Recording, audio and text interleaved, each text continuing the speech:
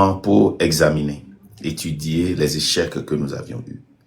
Et dès le début, nous avions bien dit que notre objectif, c'est de rompre avec tout ce qui n'a pas marché. Ça veut dire que nous allons voir la lutte que nous avions faite dans le passé, voir ce qui a marché et essayer de reproduire ce qui a marché, mais en étant conscient de l'état actuel dans lequel nous sommes aujourd'hui, parce que si quelque chose a marché dans les années 90, ça ne veut pas forcément dire que ça va marcher aujourd'hui, parce que les temps changent, et voir ce qui n'a pas marché, et voir si ça n'a pas marché à cause du temps, et s'il faut réimplémenter ça, et voir ce qui ne peut jamais marcher et s'écarter carrément de cela. Et dans nos analyses, nous avions vu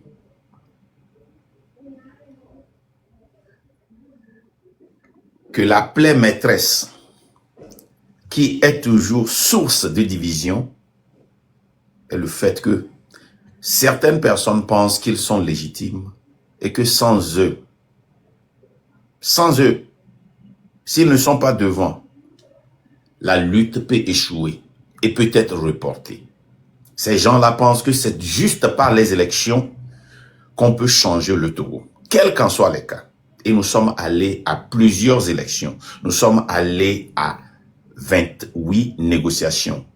Des négociations qu'on n'a jamais gagnées. Ce n'est pas que le peuple n'a pas répondu. Le peuple dans la diaspora et au Togo sont sortis massivement. Mais on les a dirigés vers la mer. On les a dirigés vers la plage. Quand le peuple voulait aller à la présidence pour arracher le pouvoir, on nous a envoyés à la plage. Quand le peuple voulait s'élever contre le pouvoir dictatorial de Faure Essosina Masingbe, on nous a calmés. Nous avons vu ça encore et encore et encore. Nous avons vu des temps où même la coalition s'était brisée pour rendre des comptes personnels. C'est le cas de 2015 et le cas de 2020, où les gens s'achamaillaient sur le fait que quelqu'un doit prouver s'il a gagné les élections, qui a redonné une force à Faure de reprendre le pouvoir. En 2020, nous avons vu ce cas où l'opposition pouvait se réunir derrière Agboyome Kodjo. Mais ils ont préféré rendre un compte et ont demandé à leurs frères de l'opposition de prouver au pouvoir qu'ils ont gagné et se moquaient en plein air, dans les rues, avec des mégaphones, se moquaient d'eux. Paix à son âme, il n'est plus.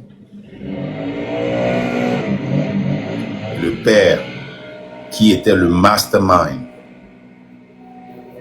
de l'élection qui a mis Agboyome Kodjo à la tête a aussi péri à l'étranger. Au Togo, si tu veux lutter pour un changement, tu finis soit au cimetière, soit en prison ou en exil. Ou tu restes au pays et tu es démuni de tout. Tu es réduit au néant. Nous avons décidé de changer ça. Et pour changer ça, il faut rompre avec tout ce qui n'a pas marché. Et tout ce qui n'a pas marché veut dire que nous ne pouvons plus laisser les dirigeants de l'opposition prendre le devant. Les gens se sont opposés à nous farouchement. Ils nous ont dit que nous sommes en train de diviser. Nous avons dit oui, nous sommes venus pour séparer ceux qui ne veulent pas la lutte et ceux qui veulent leur poche. On nous a dit que nous sommes des diviseurs. On nous a accusés. On a dit que les réunions, le temps des réunions est passé. Il faut une révolution populaire, comme au Sénégal, comme au Burkina, comme en Tunisie, et partout dans le monde là où nous avions vu ça. Nous avons vu une révolution populaire pour protéger le président malien. Le peuple s'était levé. L'armée malienne ne pouvait rien faire contre l'Occident s'ils ont décidé de les bombarder. On aurait vu la Libye, on aurait vu la Côte d'Ivoire. Mais le peuple togolais et le peuple malien étaient sortis comme un bouclier pour protéger leur présidence et faire partir l'ambassadeur de la France au Mali. C'est ce que nous voulons répliquer. C'est le seul moyen pour faire partir une dictature, à part les coups d'État. Et nous n'avons pas une armée républicaine pour compter sur eux pour faire un coup d'État. Nous n'avons pas un Ibrahim Traoré.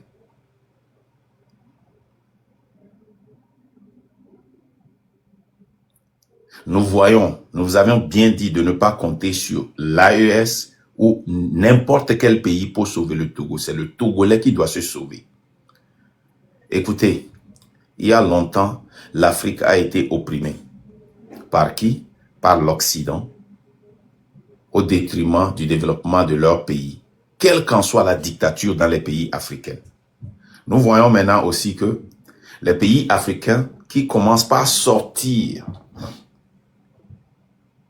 de cette oppression essaient de développer leur pays au détriment des autres pays qui souffrent déjà.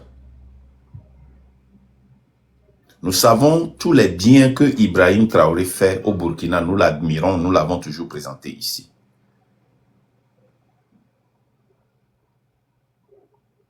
Mais au détriment du développement de la côte du Burkina Faso, il travaille avec le sanguinaire Faure Essosina Miassingbe. Il a décoré le ministre Doucet. Il vient de recevoir Adebayor qu'il a joué avec. Et tous les panafricains sont en train d'hisser très haut sans savoir, ou bien sans avoir un remords sur le fait que Adebayor est un participant actif de la dictature au Togo. Mais en anglais, on dit « it is what it is ». Nous n'allons pas compter sur qui que ce soit pour faire cette lutte. Le Burkina n'a pas compté sur le Togo. Et le Togo ne va pas compter sur le Burkina. Le Mali n'a pas compté sur le Togo. Et le Togo ne va pas compter sur le Mali. Le Niger n'a pas compté sur le Togo. Le Togo ne va pas compter sur le Niger. Le Sénégal n'a pas compté sur le Togo. Le Togo ne va pas... Bref, le Togo ne compte sur personne. Même si nous sommes enclavés par 3 pays et la mer, nous allons faire cette lutte-là pour nous libérer. Il y a une semaine, l'opposition a lancé un meeting sur le 23 mars et ils se sont réunis. Nous avions vu le résultat. Et quand nous, on a essayé de les critiquer, on a vu de loin qu'ils sont en train de préparer les élections municipales, on nous a dit que nous ne sommes jamais satisfaits. D'accord, nous ne sommes jamais satisfaits. Mais pas plus que quelques jours maintenant, qui sont tous en train de sortir et dire que la présidence ne peut être gagnée que par des élections. Que l'Assemblée ne peut être gagnée que par des élections. Que les postes ne peuvent être gagnés que par des élections. Que nous devons retourner aux élections pour gagner et pour pouvoir prendre la présidence.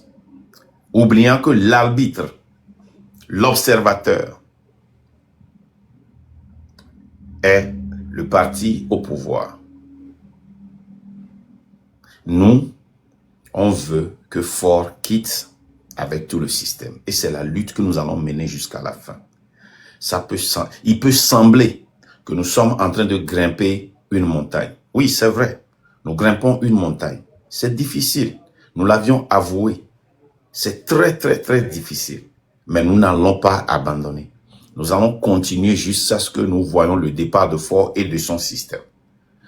Nous savons que cette lutte Elle n'est pas seulement contre Ford. Elle est contre les frères et sœurs qui disent qu'ils veulent un changement, mais qui luttent contre nous. Ces mêmes personnes qui nous disent que nous ne pouvons pas lutter entre nous pour pouvoir gagner le pouvoir, luttent contre nous, nous diffament, nous dénigrent. Nous avons vu les audios sur Mme Adjamagbo. C'est entre eux, les leaders des partis politiques, pour les dénigrer. Dénigrer cette dame qui avait été attaquée à côté de Guy Sagnan. Nous avons entendu tous ces audios. Il y en a plein que nous avions entendus. Se moquant d'elle, qu'elle n'a pas pu réunir, qu'elle dit qu'il y avait 50 personnes, que c'était 40 personnes, qu'elle n'a pas le pouvoir de réunir, qu'ils sont là, en train de la voir. Même si, quand elle était sortie pour porter son support à la marche du 23 mars, ils sont sortis pour la moquer. Qu'elle veut seulement qu'on dise que si elle n'était pas venue, il n'y aura pas de monde. Qu'ils n'ont pas besoin d'elle. Avec ces bagarres, dans des façades d'union qui a toujours terni la lutte, comment est-ce que vous pouvez compter sur ces gens-là pour pouvoir sortir le Togo de sa misère? Ces gens n'ont pas la capacité. Ils n'ont pas la volonté. Ils ne veulent pas que le pays change. Moi, je le dis haut et fort. Je le dis que ces gens-là ne veulent pas le changement que nous voulons. Nous avons vu ça à la mort du père. Quels sont ceux qui ont mis Ford à la tête? C'est ces mêmes vieux. Parce qu'ils ont vu que Ford a grandi dans la même maison que leurs fils, leurs filles, leurs petits-fils et petites-filles. Ils ont pensé qu'en mettant Ford au pouvoir, ils auront l'ascenseur, ils auront l'escalier. Voilà ce que vous avez produit. C'est nous qui avions produit Ford. Ford est le produit de ces barons qui étaient là, qui n'avaient qu'une seule opportunité de lutter contre Fabaré Nachaba, préserver la Constitution pour qu'on puisse gagner. Aujourd'hui, Ford est devenu un monstre que nous avons élevé. C'est nous qui avons nourri ce monstre, ce sanguinaire. Parce que vous étiez toujours au privilège, au biblos, vous étiez toujours dans ces boîtes de nuit avec ce jeune. Vous faisiez la fête dans sa maison. Vous pensez que ce gars-là, qui n'a jamais lavé une assiette, ou une assiette on dit, qui n'a jamais lavé une assiette, qui n'a jamais cuit un œuf, qui n'a jamais cuit une spaghetti. Vous pensez que ce gars-là, qui est né avec une cuillère d'or dans la bouche, allait sauver le Togo. Mais c'était un monstre. Le népotisme ne peut nous amener nulle part. Et ce népotisme-là continue. Ce népotisme-là continue.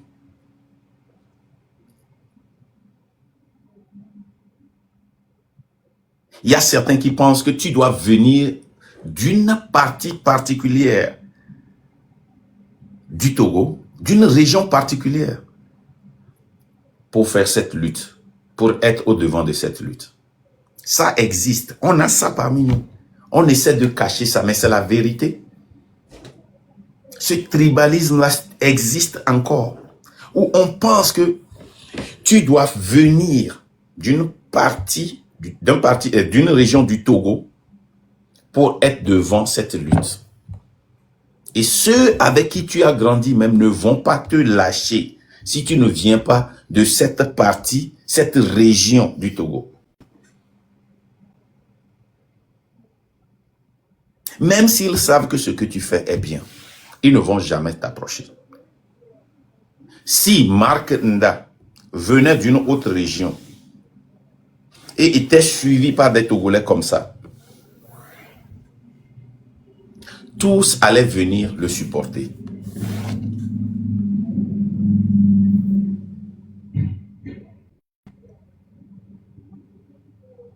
Nous l'avons vu, ils l'ont fait avec Agboiba. Ils l'ont fait avec Tipi. Même si tu viens du sud et que tu n'es pas d'une région particulière, tu ne peux pas être devant une lutte. Pire encore, si tu es une femme. Pour eux, pour ces vieux-là, les femmes, leur place, c'est à la cuisine. Alors que nous avons des femmes brillantes, jeunes, certains âgés, comme Adjamagbo, qui ont la conviction du changement. Cette femme qui a été brutalisée par la police, qui était dans toutes les presses, et on a critiqué l'opposition de n'avoir pas utilisé cette lutte-là pour que nos frères de la sous-région puissent comprendre ce qui se passe. N'ont pas pu donner le micro à Madame Adjamagbo, n'ont pas pu parler de cet événement. Tout ce qu'ils ont dit, c'est que ce qui est arrivé à Guy Sagna ne va pas arriver ici. Ils n'ont même pas donné le micro à une seule femme à cet événement. Madame Adjamagbo est venue, on ne l'a même pas saluée. Quand nous on parle, on nous dit que nous sommes en train de diviser. Nous sommes là pour pointer ce qui ne va pas, pour changer, pour qu'on puisse évoluer.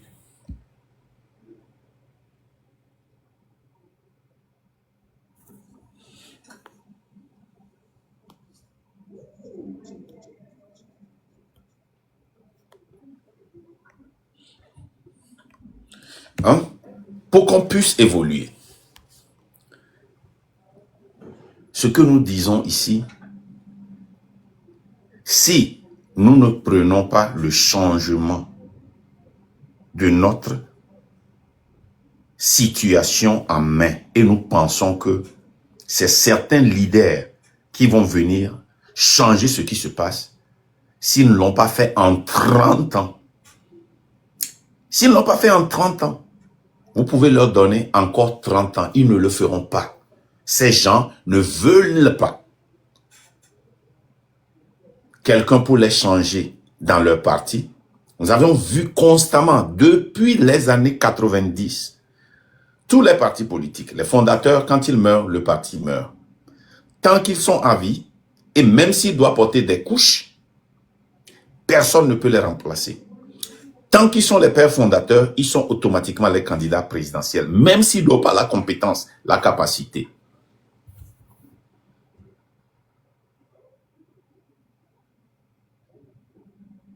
Les partis politiques sont devenus des associations qui collectent des fonds.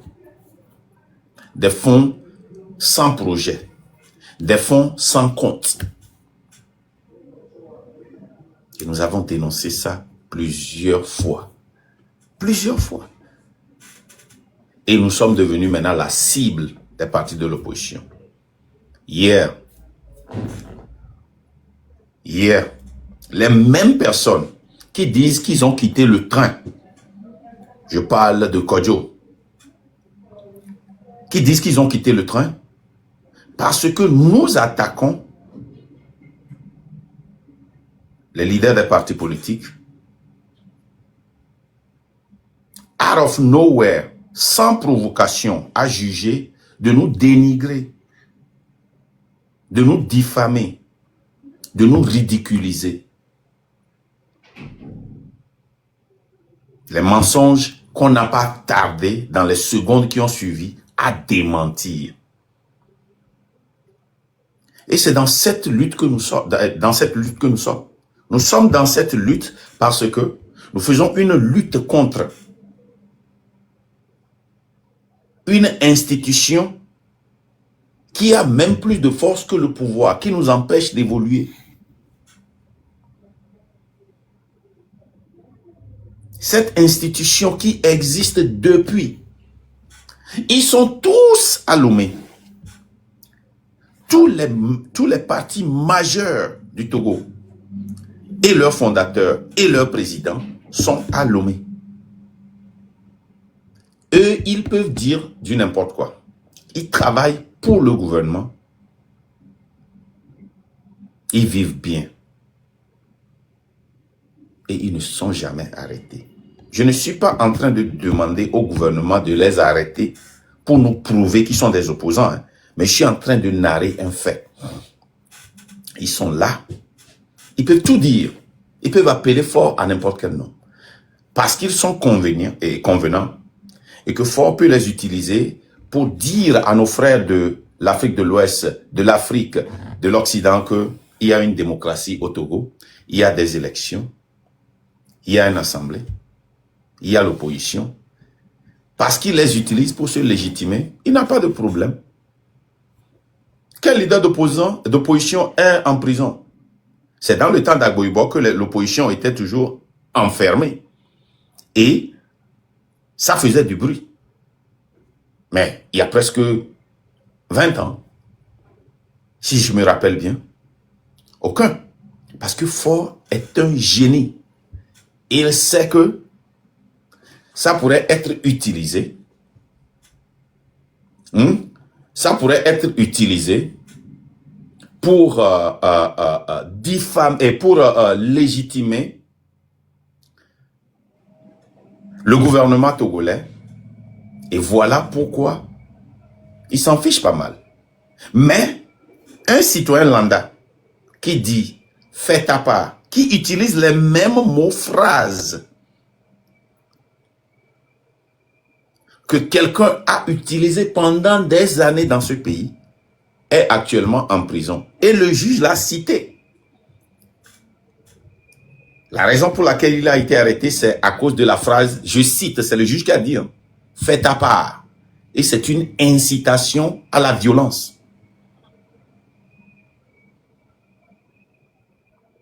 C'est une incitation à la violence.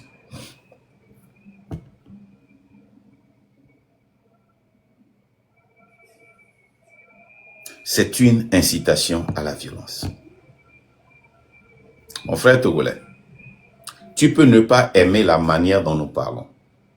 Tu peux ne pas aimer la façon dont nous parlons. Mais tu sais très bien que c'est la vérité que nous disons. Nous disons la vérité. Ce qu'on dit est vrai. Cette lutte, c'est le peuple seul qui peut faire cette lutte-là. Sur la base de l'union, toutes les luttes ont été fauchées. Sur la base de l'union. Sur la base de l'union, on a toujours répété la même chose. La même chose. La même chose. Si l'opposition était prête à changer leur manière de lutter, et si leur objectif était le départ de Faure et du système, moi, Marc Nda, je ne serais pas ici en train de sacrifier ma personnalité pour faire un live, pour venir crier dans mon bureau, pour faire des arguments avec certaines personnes avec qui peut-être je n'aurais pas à discuter en temps normal. Mais j'ai décidé de faire ce sacrifice parce que nous sommes le résultat de ceux qui ont fait la lutte dans le passé. L'échec n'est pas une mauvaise chose. Moi, j'aime l'échec. J'aime l'échec. Toute personne, il y a des dizaines de Togolais qui sont venus dans mon bureau ici pour recevoir des conseils de business. Je ne leur parle jamais du succès parce que ils ont déjà étudié ça et c'est à cause de ça qu'ils sont venus me voir parce qu'ils savent qu'il y a du succès dans ce business. Je me concentre toujours sur l'échec, les conséquences, comment se préparer pour subir ces échecs quand ils tombent, comment se tenir debout. Je me concentre sur les erreurs que moi j'ai faites quand j'avais commencé. Vous pouvez leur demander, hein. Vous pouvez leur demander. Ceux qui m'écoutent sont encore en business et font de l'argent aujourd'hui. J'ai toujours en tête une sœur. J'ai eu des gens qui ont défilé ici. Elle était la première à m'écouter. Et l'année qui a suivi, je lui ai demandé quel est ton chiffre d'affaires. Elle dit qu'elle est sûre qu'elle va faire 500 à 600 et qu'elle va mettre en poche peut-être 250, 300. Je dis très bien. C'est elle seule qui m'a écouté premièrement avant que deux autres ont continué. Ils sont aussi dans leur business. Tous ceux qui sont assis ici et qui sont partis dire que Marc ne focus que dans le négatif et sont allés voir les gens qui peuvent leur dire « Ah, tu vas réussir, tu peux aller, ce que tu fais est bon », ils ont tous échoué. Dieu est témoin, ils ont tous échoué. Parce que moi, je dis toujours la vérité. Si tu veux réussir quelque part, tu dois reconnaître quand tu fais des erreurs et changer. Mais il faut aussi avoir des principes. Quand tu as des principes, ne renonce pas à tes principes parce que 1000 personnes sont contre ce principe et toi seul tu te vois éloigné. Plutôt, quitte ces 1000 personnes et reste seul. Ces principes, ou l'une de ces principes dans le train de la liberté, est que nous allons nous séparer de ce qui n'avait pas marché, de ce qui nous avait noyés. C'est l'une de ces principes. Cette vérité, on nous a toujours dit, quand vous vous critiquez, fort continue. Mais quand on s'est unis pendant plus de 30 ans, 40 ans, Fort et son père ont gagné facilement et ont brisé l'opposition. Ils ont toujours élevé la personne qui est devant en lui faisant des propositions. Et cette personne-là finit par se tourner contre nous. Regardez Kofigo. Un gars qui devait être en retraite aujourd'hui. Pendant des années. Pendant des années. Pendant des années. Mais qui est mon cosy là? Montre-moi, tu es sérieux. C'est pas ton live, mon frère. C'est mon live. Tu ne viens pas ici demander qu'on te montre. Tu es qui? Tu es qui? S'il est temps de monter les gens, on va te monter. Tu continues pas à t'écrire, montre-moi, je suis sérieux. Mais mon frère, va ouvrir ton live et parle de ce que tu veux parler.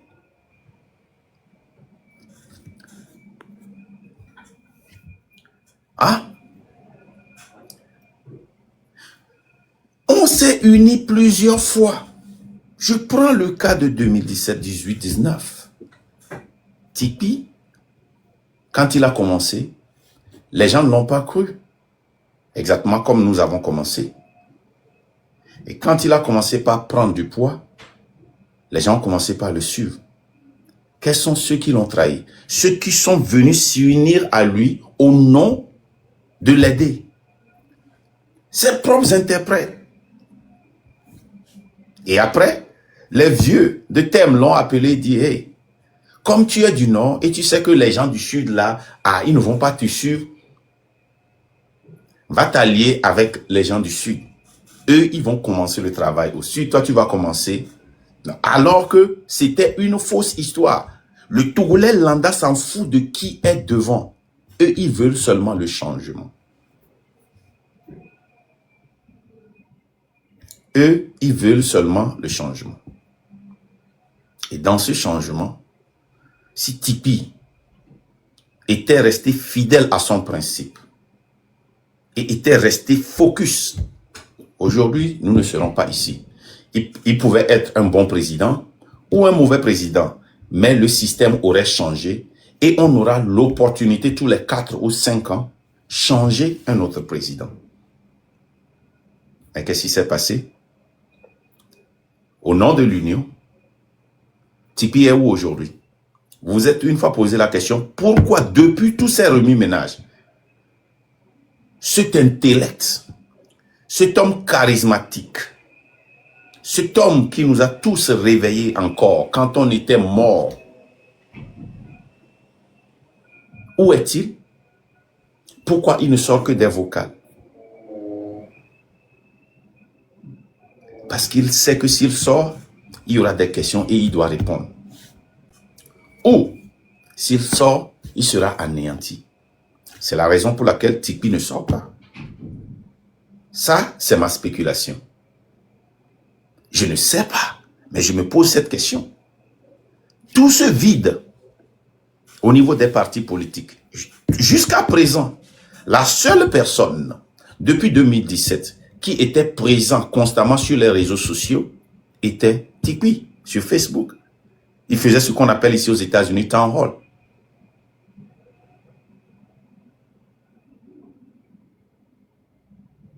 Où est-il? Comment quelqu'un qui a été si charismatique pendant des années et a réveillé le Togo disparaît dans le vide et que les Togolais n'ont pas de réponse sur là où il est? Les membres de ces partis politiques, il n'y a personne pour sortir et dire que notre leader charismatique n'est pas disponible, mais nous allons faire le travail à sa place en attendant qu'il revienne. Pourquoi ce vide?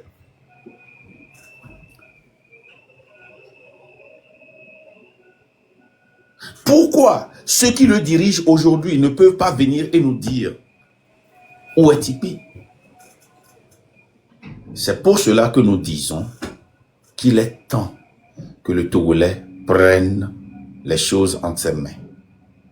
Quand nous avions dit ici que les études que nous avions faites dans une révolution populaire, il faut 4,6% de la population pour changer.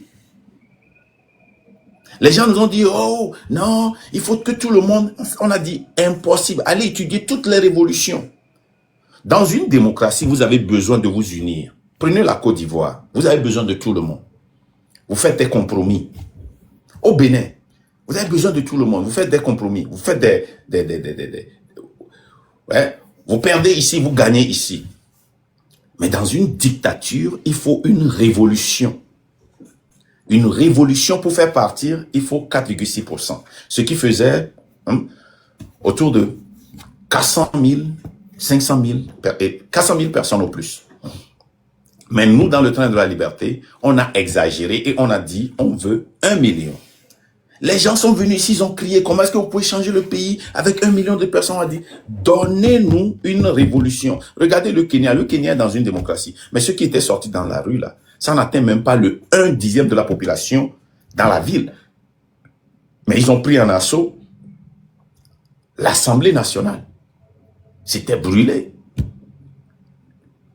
La loi a passé, mais le président a refusé de signer. Le président qui a poussé cette loi-là pour que ça passe.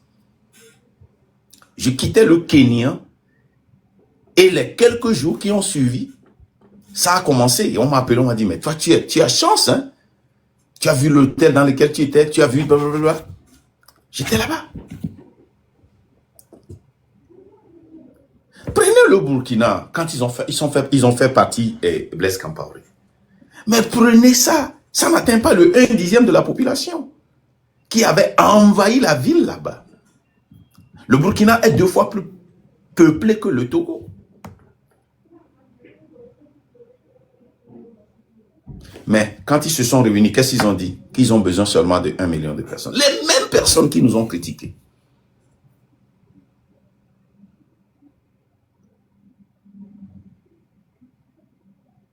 Donc, ce que nous disons est simple. Comment est-ce que nous voulons changer le tout? Nous pensons qu'il n'y a aucune dictature. Les recherches sont là à prouver ça. Je prends le cas de l'Iran. Le cas de l'Iran. Les balles réelles étaient tirées. Ils ont envahi l'ambassade des États-Unis. La personne qui coupait les têtes, la personne qui était là mangeant quand on tuait quelqu'un, quand on maltraitait quelqu'un, il a fui le pays. Ça n'atteindait même pas 4,6% de la population. Il a fui. Il n'y a aucune dictature dans le monde qui peut résister à une révolution populaire. Ça n'existe pas. Et quand c'est trop, quand le peuple en a marre, le peuple prend toujours les choses en main. Prenez le cas aux États-Unis. Vous voyez, Trump a reçu le bénéfice du doute. Non, avant d'arriver à Trump, Biden, les présidents, il n'y a qu'un seul, un ou deux présidents dans l'histoire des États-Unis, présidents ressortissants, qui n'a pas gagné aux élections. Le dernier était George Bush père. Même s'ils sont impopulaires et on les appelle incumbents, ils gagnent toujours. Et Biden allait gagner. Mais une petite minorité de la jeunesse s'est levée et a dit, nous voulons un sang chaud. Un jeune ou une femme. On a dit, Biden, reste à l'écart. Il n'a pas aimé. Mais la pression, lui qui était sorti plusieurs fois pour dire, je n'irai nulle part, sous la pression de la jeunesse, il a cédé. Pour la première fois dans l'histoire des États-Unis, sous la pression des jeunes qui ont occupé les universités ont fermé, ils n'ont pas pu faire leur graduation. Pour la première fois dans l'histoire des États-Unis et de l'Israël, les États-Unis ont refusé, ont bloqué l'armement qui devait aller aux Israéliens. Pourquoi? La pression.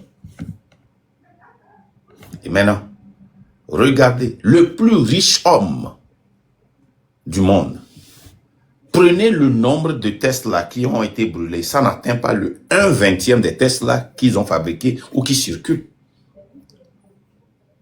Mais les stocks sont tombés comme ça et la pression sur les juges a changé de camp. La pression sur le gouvernement a changé de camp. Ça n'existe pas dans le monde entier.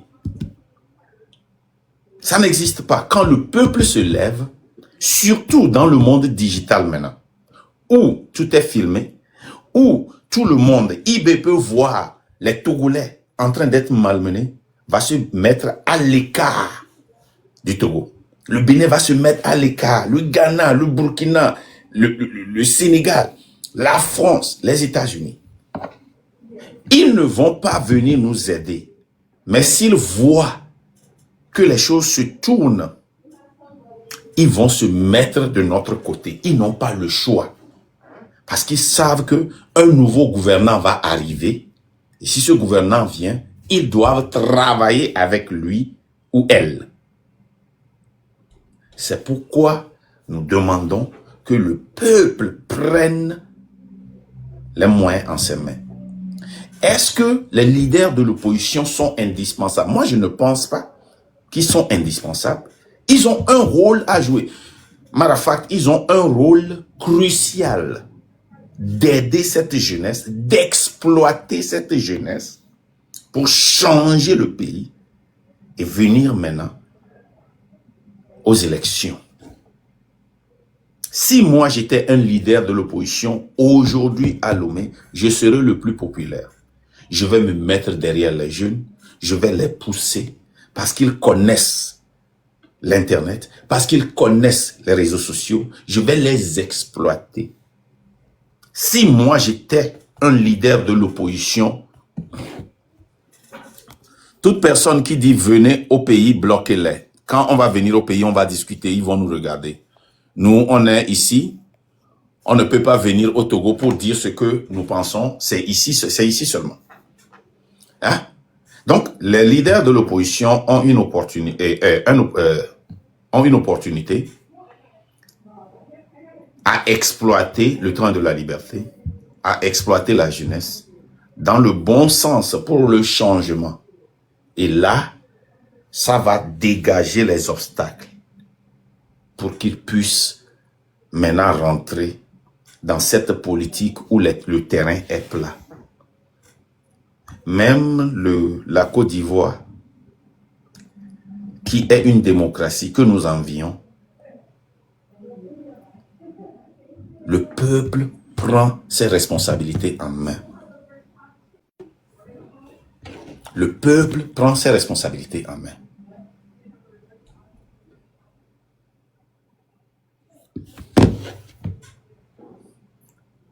Le peuple, même en Côte d'Ivoire, vous allez voir presque Est-ce que tous les lives qui sont allumés, qui sont avec Gbagbo ou Ouattara, qui sont contre Gbagbo ou contre Ouattara, les lives sont là, ils discutent. C'est ça le buzz. Les pays qui réfléchissent, les pays dans lesquels le peuple prend son sort à main quand il y a un problème, ils laissent les bérets quelque part, ou bien ils font un petit béret et ils s'occupent du problème de leur pays. On a vu ça au Gabon. Nous avons vu ça au Congo. Quand le Congo a été attaqué, tous les blogueurs ont laissé leur béret. Ils ont laissé tout leur béret pour faire face à l'ennemi, pour parler de leurs problèmes. Qu'ils soient pour ou contre. Qu'ils soient contre le président ou pour le président. Mais chez nous, dans l'histoire de la lutte pour libérer le Togo, depuis 1963, nos influenceurs, nos blogueurs, nos chanteurs, vous pouvez compter au bout de vos doigts, depuis 1963, qui ont lutté aux côtés du peuple. Les blogueurs, zéro.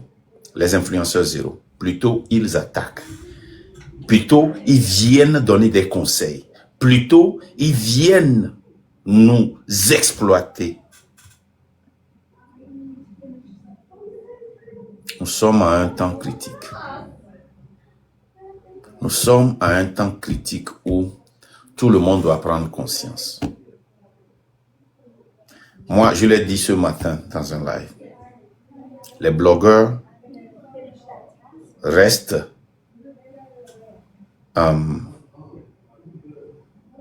connectés pendant 12 heures de temps, 18 heures de temps, 24 heures de temps pour une somme minime.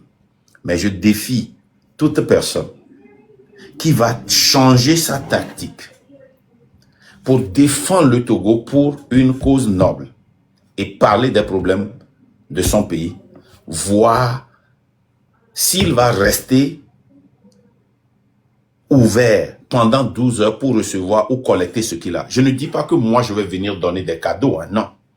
Mais je connais les activistes. La majorité des activistes, c'est des gens qui sont rassasiés. La majorité. La majorité des gens qui luttent pour un changement dans un pays sont des gens qui sont déjà à l'aise, mais qui voient que les conditions dans lesquelles les gens la vivent n'est pas bon, il faut que ça change. Les gens tapotez, les gars, le live est signalé, s'il vous plaît. S'il vous plaît. Oh, ne coupez pas ce live, hein, s'il vous plaît. Oh, vraiment. Les gars, ne laissez pas ce qui nous est arrivé il y a de cela une semaine, nous arrive encore. Tapotez, s'il vous plaît. Mais je vais continuer par parler. Si ça s'éteint, je vais réallumer. Donc, ne partez pas. Si ça s'éteint, je vais rallumer. Hein? Mais je défie toute personne qui essaie, qui a décidé de sacrifier ses vacances. Parce que vous venez en vacances et vous êtes en prison virtuelle. Vous vous déplacez de maison en maison parce que vous avez peur qu'on va vous arrêter. Donc, vous êtes déjà en prison. Il y a plusieurs lieux pour aller en vacances. Vous sacrifiez ça et vous commencez par parler des problèmes du Togo. Vous allez voir. Je parle des influenceurs. Vous allez voir combien de personnes vont vous supporter. Vous allez voir des gens qui sont debout, des ingénieurs, des banquiers, des docteurs, des avocats vont venir vous supporter. Ceux qui aiment le Togo viendront vous supporter. Mais malheureusement, ce que vous faites, vous promenez dans des lives pour nous donner des conseils. C'est tout ce que vous savez faire. Vous venez ici, vous essayez de nous piéger, vous essayez de créer du buzz et le lendemain, qu'est-ce que vous faites? Vous utilisez ces coupures-là pour déconstruire ce que nous avions construit. Ce qui m'étonne encore, c'est qu'il y a des gens dans le gouvernement, quand tu vois leur passé, c'est des gens qui ont grandi comme nous. Moi, qui a grandi pauvre, qui est connu par beaucoup de gens parmi les 630 personnes qui sont ici, à Djidjolé, l'un des enfants des 12, qui ramassait de la nourriture pour manger, qui mangeait dans les poubelles, qui allait à l'université pour chercher des gobis.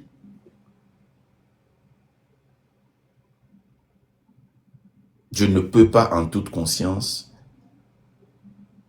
être debout et vouloir que mes frères et sœurs au pays soient assis. Mais quand vous voyez Yark, sa maman ressemble à la maman d'un de mes amis d'enfance qui s'appelle Abel Kondo. Sa maman vendait du coco. Sa deuxième maman vendait du waché. On allait là-bas. C'est eux qui nous nourrissaient. Quand il y avait kanzo, le bas du riz, il amenait, on mangeait. Des fois, sa maman nous donnait coco. Sa maman a vu comment nous avons grandi. Je ne vois jamais Abel devenir un ministre et opprimer les enfants de Djidjolé. Sa maman ressemble à mon ami d'enfance que je n'ai plus vu il y a des dizaines d'années. Posoli Manuero. Sa maman faisait du pain. Et quand ils vendent du pain, il y a quelque chose qu'on appelait le pain d'hier et soponon. Sa maman nous donnait ça. Elle nous donnait du sucre, on met dans l'eau et on mange avec. Je ne vois jamais Manuero ou son grand frère ou sa grande sœur devenir ministre et marginaliser ceux avec qui ils ou elles ont grandi à Djidjolé. Mais Yark, sa maman vendait du coco avec des beignets, de la bouillie. Il faut être tellement pauvre pour vendre ça. Il faut être dans la classe des pauvres ou bien au moins dans la classe moyenne. Mais ce Yark maintenant marginalise les pauvres. Presque tous ceux qui sont des généraux, des commandants, des colonels, dans l'armée ou dans la gendarmerie, viennent d'une famille pauvre. Ils sont les seuls qui ont de grandes maisons avec leurs amis dans le gouvernement, dans leur village. Si vous voyez une voie qui est bitumée ou pavée, ça part du goudron à leur maison et ça s'arrête là. L'exemple, c'est mon village. Nous, les Tambermans, quand vous allez à Nadoba, vous allez à Bukumbe.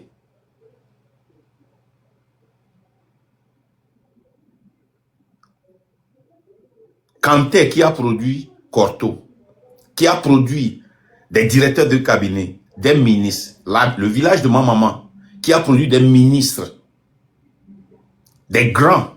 Allez voir, c'est comme de la poussière. Si vous voyez une maison en ciment, ça appartient à un ancien ministre, à un préfet, à un député, ça s'arrête là.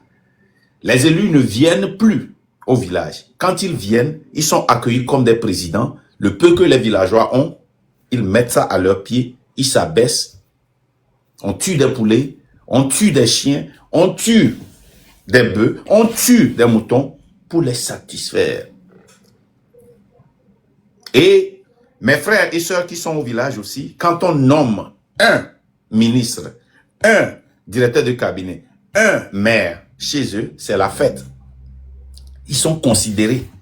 Mais les gens là n'ont jamais amené quelque chose au pays. Chez moi, ma petite sœur est morte parce qu'elle devait attendre une semaine pour qu'une voiture vienne au village et la transporter au dispensaire.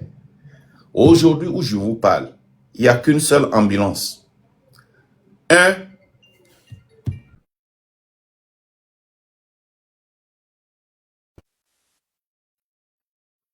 qui est dans les conditions on ne peut plus décrire dans mon village. Kanté, Anadoba, j'allais dire. Defalé n'a pas d'ambulance chez ma maman. Il n'y a pas d'ambulance chez ma maman. Le Nord est oublié. Sokodé est assiégé. Et quand ils voient un peu de brouhaha, ils s'en vont prêter des milliards et ils s'en vont construire un hangar et on force toute la population à sortir pour venir inaugurer. Au Togo, on inaugure les trash cans. Au Togo, il faut attendre de 63 à 2024 pour que Palimé, la ville touristique au sud, ait un feu tricolore. Et après l'inauguration, le feu tricolore a cessé moins d'1 heure de temps qu'elle a été inaugurée. La situation au Togo est meurtrière. Nous avons une statistique qui est comparable à celle d'Haïti. Le taux de mortalité au Togo est plus ou moins égal à celle d'Haïti. Mais nous ne sommes pas en guerre, mais nous sommes en guerre. Nous ne sommes pas en guerre physique, mais nous sommes en guerre virtuelle. La faim nous tue. L'eau potable nous tue. Le manque d'eau potable nous tue. Le manque d'infrastructures sanitaires nous tue. Le manque d'emploi nous tue. Les prisons nous tuent. Nos voies, quand nous tombons sur ces voies avec nos motos, nos voitures, elles nous tuent. Il y avait, en 2022, sur une route, il y avait plus de 4000 morts dans une année. Dans certaines guerres, ils n'ont pas 4000 morts dans une année. Le Togolais, plus de 50% ne peut pas rassembler 22 500 tous les mois.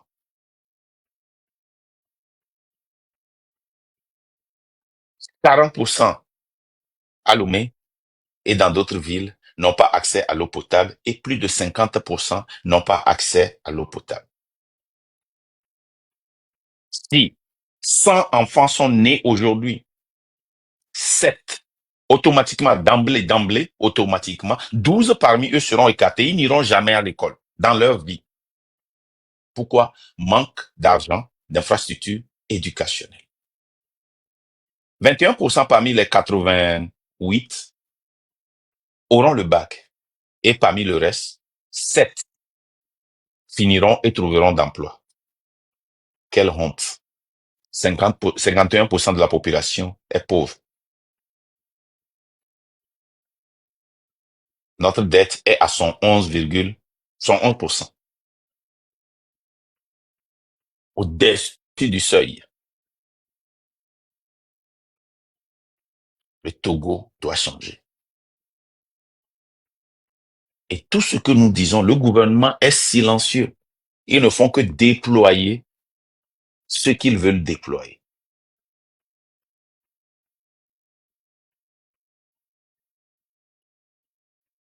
Le gouvernement est sourd. Le Togo est le seul pays où on ne voit pas le président dans toute l'année. Leur nourriture vient de l'Italie. L'eau qu'ils boivent vient de l'Italie. Chaque semaine, le président est en Italie.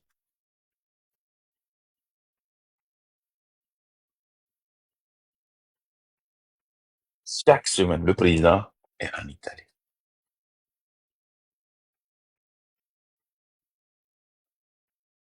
Le Togo doit changer.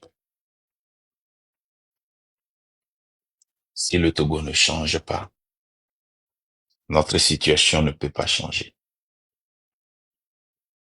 Mais le Togo doit changer radicalement. Rappelez-vous, nous ne sommes pas en démocratie. Si nous étions en démocratie, il y aura d'autres moyens. Il y aura des coalitions. Mais pour une révolution populaire, il faut des radicaux. Il faut être totalement radical pour se mettre dans les rues et savoir que les balles réelles peuvent atteindre. Au Sénégal, il y avait une démocratie, peut-être avec un dictateur, arguablement. Certains disent que c'est un dictateur, certains disent que ce n'est pas. Nous, les panafricains, on pense que c'est un dictateur. Mais même dans leur révolte, ce n'était pas une révolution, hein, c'est seulement une révolte. Il y a eu des morts. Il y a eu des morts au Sénégal. Maintenant, pour passer de la révolte à une révolution populaire, il faut vraiment être dingue pour être dans les rues. Parce que dans une révolution populaire, on ne sort pas aujourd'hui et on revient à la maison. On reste jusqu'à ce que on voit le changement. On reste jusqu'à ce qu'on voit le changement, jusqu'à ce qu'on obtienne les résultats. Alors, on n'est pas payé pour sortir. On n'est pas nourri pour sortir. Dans une révolution, c'est un choix qu'on fait. Et il faut être un fou pour faire cette décision de sortir et de faire face aux chars et aux kalachnikovs. De sortir, mais vide. C'est ça qu'on appelle une révolution. C'est ça qu'on appelle une révolution. Dans une révolution, on ne cherche pas à être aimé par tout le monde. Dans une révolution, on ne cherche pas à être aimé par tout le monde. Dans une révolution populaire, on ne cherche pas la coalition de tout le monde. Quand quelqu'un vient, c'est que la personne a une conviction. Si cette personne n'a pas cette conviction, ce n'est pas la peine de s'associer à ces personnes-là. C'est ça qu'on appelle une révolution. C'est différent de la révolte. Dans la révolte, on fait une réclamation. On réclame un changement, on réclame un retour de la Constitution, on réclame qu'un candidat monte sur les ballots, on réclame quelque chose de spécifique. Et il y a des coalitions parce que les gens savent que si ça arrive à telle personne, ça peut nous arriver. Nous ne sommes pas en train de faire une révolte. L'opposition réclame le retour de la Constitution de 1992 pour qu'ils puissent aller aux élections. Nous n'avons pas foi. Pourquoi? Je vais vous faire cette démonstration que même si on revient à la Constitution de 1992, il nous faut encore une vingtaine d'années pour un changement. Et je suis sûr qu'il y aura des changements durant ces 20 années. Quand est-ce que la Constitution a été changée? La Constitution a été changée le 26 février 2024.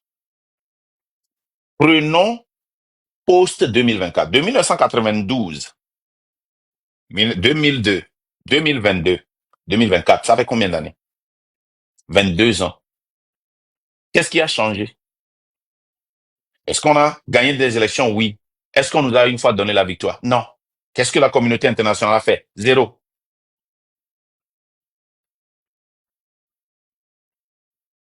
Qu'est-ce qui sera différent de 22 ans là si la Constitution revient? Il faut être honnête pour faire l'analyse que je viens de faire. Ou bien il faut vivre dans l'utopie pour penser que si on ramène la Constitution de 1992, le Togo va changer. Ford est monté au pouvoir en tuant plus de 1500 personnes qu'il a mis devant le monde entier de voir. On s'est réveillé un matin et on a vu des gens sur la lagune avec une femme enceinte tuée. Quelle est la justification? Légitime défense. Dans quel pays tu peux tuer 1500 personnes et te promener tant qu'il n'y ait pas la Cour internationale de justice qui te cherche? Dans ce cas, merci Yelof, il y a longtemps. Dans ce cas, il faut vraiment une révolution. Avec tout ce que nous avions fait. Et on nous a accusés, on dit que vous n'êtes pas sur le terrain, on est venu sur le terrain. Vous ne faites pas d'impact, maintenant on fait d'impact. On fait des actions concrètes. Et finalement, l'opposition se réunit et demande le retour de la Constitution de 1992 et demande à retourner aux élections. Bon, je ne vous comprends pas. Et vous pensez que les gens vont sortir se sacrifier? Les gens, les jeunes, regardez, 24 heures sur 24, on fait les lives maintenant, 24 heures sur 24, les jeunes femmes qui ne parlaient pas pour la première fois dans l'histoire du Togo. Nos jeunes Amazones ont la parole et démontrent ce qu'elles ont. On savait que ça allait être long, ça allait être difficile. Les gens étaient pressés, sortez, faites ceci. Mais nous, on savait que Arrivé à ce moment-là, voici ce qui va se passer. Et nos actions que nous avions posées sur le terrain, aucun et toute l'opposition combinée n'a jamais posé cette action-là sur le terrain. Mais nous ne diffusons jamais ça pour protéger ceux qui travaillent sur le terrain.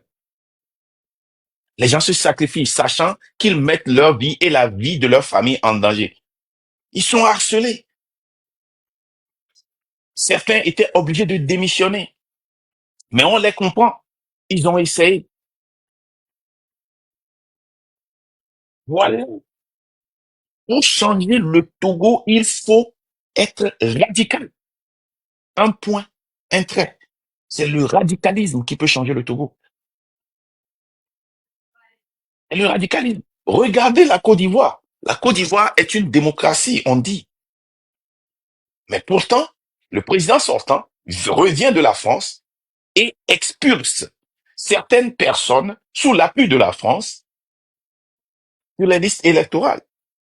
Mais qui est derrière? Qui est en train de lutter? Allez sur les réseaux sociaux des Ivoiriens. Regardez ce qui se passe. Ils font un peu de béret, mais ils n'oublient jamais leur politique. Et le cas le plus poignant, les mêmes personnes que moi j'ai vu défendre le président sénégalais aujourd'hui se tiennent debout comme des hommes pour dire la vérité à celui qu'ils ont supporté jusqu'au pouvoir. Ici même, nos blogueurs ne savent même pas le budget du Togo. Ils n'ont aucune statistique. Ils ne savent même pas. Tout ce qu'ils disent, c'est la même chose que le public dit. C'est-à-dire, ils ne sont pas éduqués dans la politique. Ils ne sont pas informés dans la politique. Mais ils savent critiquer. C'est tout. C'est dommage qu'on puisse voir que dans l'histoire du Togo, il n'y a jamais eu un influenceur. Un. Un seul. Côté du Togo. Frères et sœurs. On nous avait dit qu'on est seulement sur TikTok. Regardez l'influence qu'on a eue au Togo. De Lomé jusqu'à Saint-Cancé. Regardez. Il n'y a pas de politique sans le train de la liberté au Togo. Ça n'existe plus. Il n'y en a pas.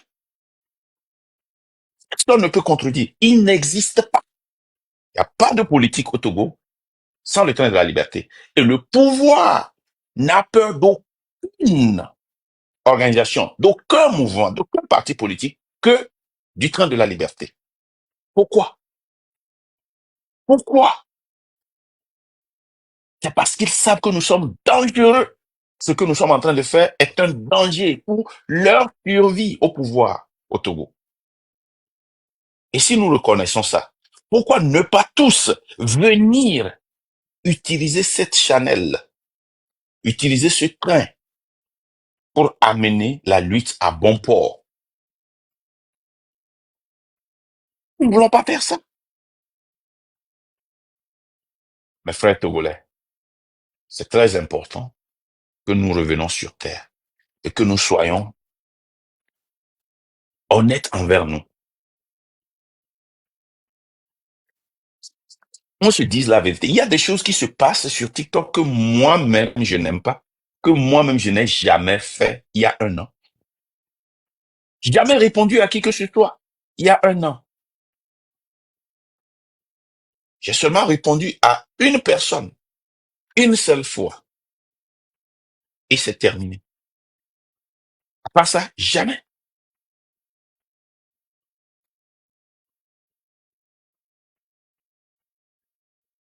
Mais ça doit se faire. Ça doit arriver. Je connaissais le prix déjà quand j'étais rentré dans cette lutte. Je savais qu'ils allaient essayer de m'anéantir. Et j'ai bien dit que toute personne qui se mettrait devant le train sera anéantie. Anéantie, j'allais dire. Mes frères et sœurs, nos Amazones, les femmes fortes du train de la liberté, même celles qui sont déçues, je ne vais pas les oublier parce qu'elles ont aussi crié, pavé, pour que les autres Amazones ne viennent. Donc, kudo, tous les Amazones qui étaient dans le train et kudo aux Amazones qui sont toujours dans le train. Je n'oublie pas nos frères qui les supportent toutes les nuits. 24 heures sur 24. On est là pour décortiquer. On est là pour démentir. On est là pour exposer. On est là pour comparer. Je vais m'arrêter ici. Nous allons prendre quelques personnes. La légende, comment ça va? Et nous allons continuer.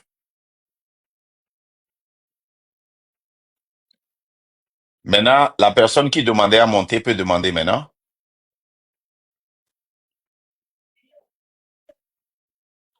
Nos Amazones, vous avez aussi la parole. Hein? Monsieur Afrique Étoile, vous avez la parole, allez-y. Bonsoir leader Mac, bonsoir à la légende, force et morale à vous, à vos familles, aux enfants à la maison. Je salue madame et la force qu'elle a derrière vous. Et elle est la force morale nécessaire dont vous avez besoin aujourd'hui. Et à toutes nos Amazones en ligne et celles même qui n'ont pas l'occasion de pouvoir monter ici, je salue le travail que vous accomplissez pour le train de la liberté et pour les Togolais en général, car même parmi nous qui nous battons aujourd'hui, il y a ceux qui ne veulent pas ce changement et il y a ceux qui veulent le changement. Nous le faisons et nous le ferons pour tous. Et les lâches, les traîtres rendront compte le moment venu. Et nous verrons s'ils auront la capacité de lever la tête et de parler un jour lorsque les comptes seront demandés. Et leader Mac, je salue encore une fois la témérité, la persévérance avec laquelle vous travaillez avec toute l'équipe qui vous accompagne. Et à mes frères et sœurs togolais, j'ai un message cet après-midi qui m'écoeure, qui fait que la colère monte et je voudrais ici livrer ce message. Nous n'avons qu'un petit pays, le Togo, un seul pays où on a enterré nos cordons ombilicaux. Je voudrais ici lancer le cri d'alerte pour nous, Togolais. Dans le nord de notre pays, il se passe un drame qui couve, que je voudrais que chacun d'entre nous médite. Je voudrais ici interpeller le peuple togolais dans son ensemble, nos journalistes, ceux qui ont la voix et qui peuvent parler. Aujourd'hui, on a réduit notre population à la misère. Et nous savons d'où vient l'histoire du terreau dans le Sahel, l'histoire du terreau dans le nord de notre pays. On a aujourd'hui des rapports qui font écho et le dernier que nous savons, Konrad Adenauer, qui nous parle de ce qui couvre dans le nord de notre pays, le Togo. Mes frères et sœurs du nord, mes frères et sœurs du sud, ceux qui sont dans l'est ou l'ouest, le territoire togolais est trop petit. Parce que si nous laissons ceci prospérer, ce qui va arriver, nous ne pouvons pas le supporter. Le régime de Faure Gnassingbé fait taire les voix qui peuvent s'élever pour que nous puissions juguler ce mal le plus tôt possible. Est-ce que nous allons rester les voix dans le silence, dans le mutisme et laisser ceci prospérer? Parce que quand cela va déclencher dans le nord, comme nous le voyons déjà, cela se fait déjà de temps à autre. Le silence qui se trouve aujourd'hui dans le nord par rapport à l'histoire de Terreau est un danger imminent, un danger pour lequel nous devrions élever la voix aujourd'hui le plus tôt possible. La censure, le musellement de la presse. Mes frères et sœurs, vous pensez que quand vous êtes à Lomé aujourd'hui, à Tchévié, à Takpamé, vous êtes épargnés de ce qui se passe dans le nord? Je ne le pense pas. On parle aujourd'hui à Lomé de la mendicité qui occupe toutes les rues à Lomé. Est-ce que vous vous posez la question de savoir qui sont ces mendiants? Est-ce qu'ils sont seulement que Togolais? Est-ce qu'ils sont seulement que Togolais? D'où est-ce qu'ils viennent? Secondo, la question seconde que nous devrons nous poser est de savoir, est-ce que nos pauvres populations aujourd'hui, parce que c'est dans la pauvreté qu'on recrute, et le régime laisse cette pauvreté prospérer. Et quand on va venir proposer de l'argent à nos frères et sœurs, à nos frères, ils prendront pour aller se mettre dans ce jeu pour tuer nos populations. Est-ce que nous allons nous taire et laisser ceci prospérer? C'est un cri de cœur que je lance à nous tous. Élevons la voix, parlons, réveillons les presses, réveillons ceux qui se taisent. Parce que le régime fantoche, le régime criminel de Fagne Singbe, dans un aplaventrisme qui ne dit pas son nom, laisse notre territoire entre les mains de ceux qui financent le terreau. Notre pays est livré. Ceux qui pensent qu'aujourd'hui ils trouvent à manger et que cela leur suffit, lorsque cela va déclencher, parce que les pays du Sahel sont en train de mettre ceci à terre à leur niveau aujourd'hui. Et leur refuge, c'est vers chez nous. Parce que le plan des